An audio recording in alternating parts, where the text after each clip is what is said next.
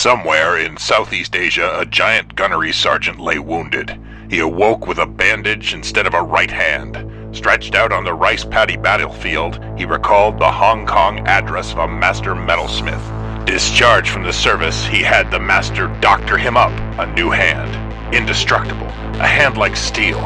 Now he's Dr. Steele, with a dragon on his chest and a ghastly gleaming hand. Incredible enforcer of the pack.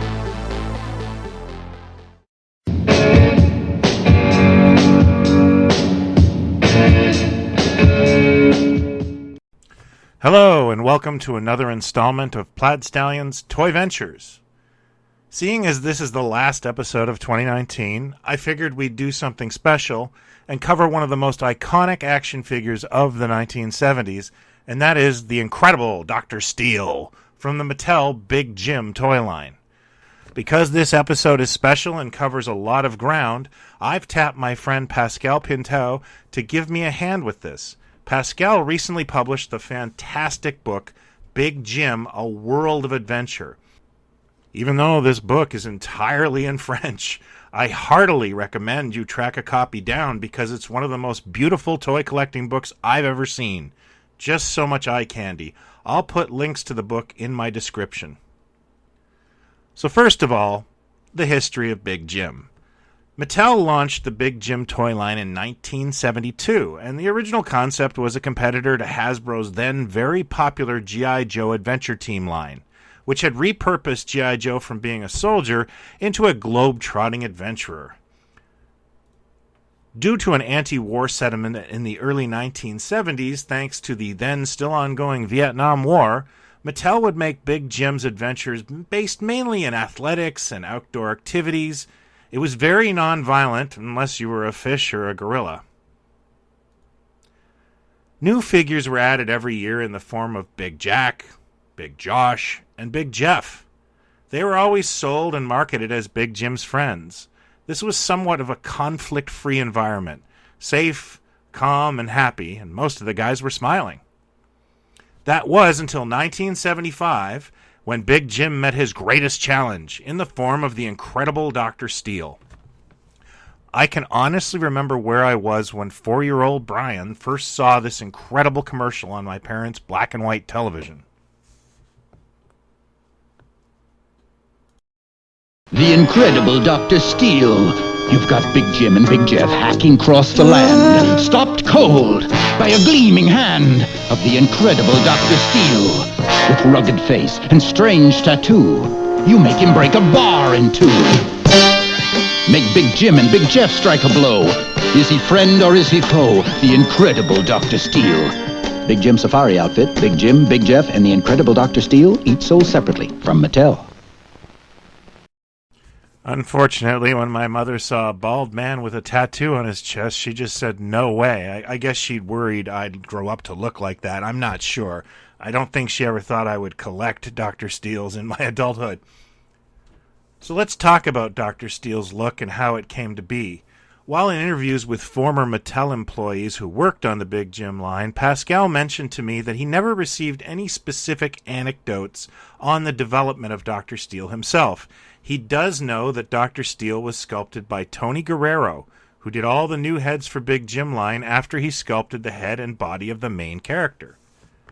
Mattel employee Tony Miller, who was responsible for the Big Jim line launch, told Pascal that Guerrero did not use any specific actor's reference to create Big Jim's look. It was probably the same for Steele. He was certainly given a few notes about the type of character they were aiming for and worked on his own from there. Over the years, people have conjectured he looks like Yul Brynner or Robert Tessier, who was a Mr. Clean for a while there. I'm not sure. He could just be an original creation of Guerrero. Pascal went on to tell me that there was a lot of trust and respect among the key members of the Mattel creative team at the time.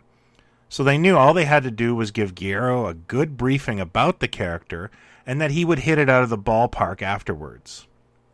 I personally think Dr. Steele's look had to be heavily influenced by the martial arts craze of the early 1970s, particularly the Kung Fu television series. Dr. Steele's trademark bald head and dragon tattoo were definitely inspired by the Shaolin monks on the series. More importantly, Dr. Steele also represented conflict for the first time in the Big Jim line. Although Mattel was particularly cautious with whether or not he was friend or foe, it was all up to us kids whether he and Jim were teaming up or fighting it out. The figure was an instant smash hit with us kids. We loved details like shiny metal hands and breakable pipes. Dr. Steele would prove so popular that when the Big Jim line rebooted as the Pack, Professional Agents Crime Killers to you novices, he was the only existing Big Jim character, other than Jim himself, of course, to make it into the team.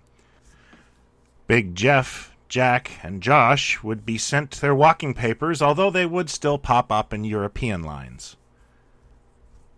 In the Pack comic book included with certain figures, Big Jim tells us that Dr. Steele was the first member he found for the team, and that he made the brutal enforcer with the steel hand the master strategist for the crew.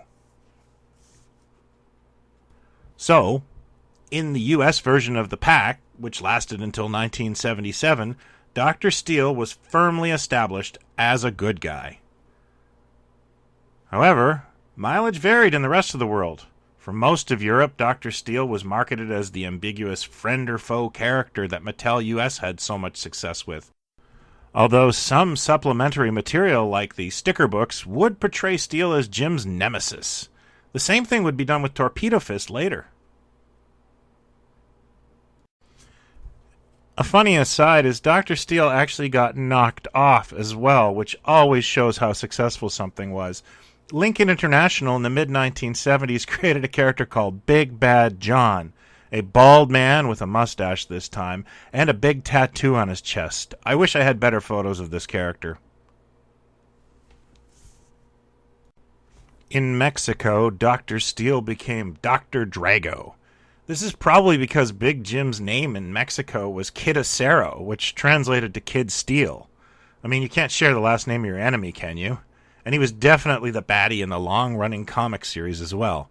Drago got vehicles and other bad guys to team up with against El Squadron Lobo.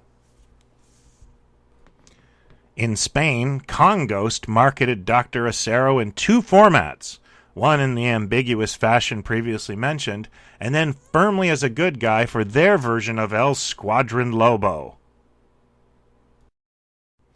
While Dr. Steele's adventures in the United States ended in 1977, Mattel would continue to market Big Jim to other parts of the world well into the 1980s. While they did retire many of the classic head sculpts sometime in the early 80s, Dr. Steele popped up a couple of times. The most notable reuse would be as Boris, the Matt Helm-inspired henchman in the 004 or James Bond line, depending on country. Boris had a metal plate on top of his head, and instead of a steel hand, he had a torpedo fist. In 1986, Dr. Steele, and actually many of the other Big Jim characters, would be rebranded in the Real Men toy line. This was a really strange concept of combining sports with finger puppets. I don't think it sold very well, but I do remember seeing these as a teen and smiling at these old friends. Perhaps the most notable reuse of the Dr. Steele concept came in the form of the Masters of the Universe toy line. Many of the Mattel team that worked on Big Jim also worked on Masters, and a fair amount of recycling of tooling and concepts happened. Dr. Steele was reworked into a character named Jitsu. Like the good doctor, Jitsu had a gleaming metal hand and a vaguely Asian look. Collecting Dr. Steele in the secondary market can be interesting.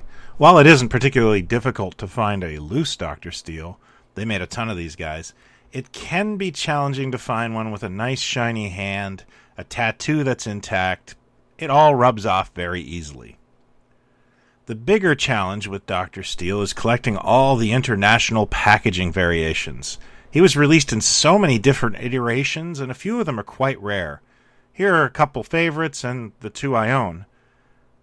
This is, of course, the classic Big Jim's Pack version with the amazing, striking artwork by comics legend Jack King Kirby.